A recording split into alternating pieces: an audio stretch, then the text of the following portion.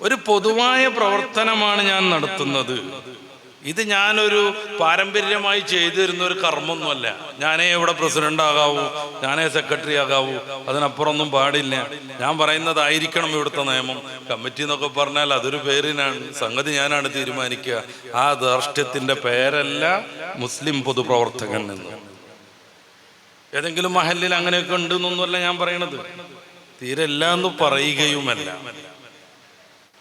നമ്മളൊരു പൊതുവായ സ്വത്തിൽ, പ്രശ്നത്തിൽ, അങ്ങനെ ഏതെടുക്കാം നമ്മൾ ഇടപെടുന്നു. നമ്മുടെ വ്യക്തിപരമായ വിഷയമല്ല. അവിടെ പരിശുദ്ധ ദീനിന് പ്രാധാന്യം കൊടുക്കുമ്പോഴാണ് മഹല്ല് കമ്മിറ്റിയിലെ ഓരോരുത്തരും അള്ളാഹുവിന്റെ മാർഗത്തിൽ ജിഹാദ് നടത്തുന്നവനാകുന്നത്. മറ്റു നോട്ടങ്ങളേ ഇല്ല. ദീനിന്റെ ഹുക്കം എന്താണ്, അതാണ് അവർക്ക് പ്രാധാന്യം.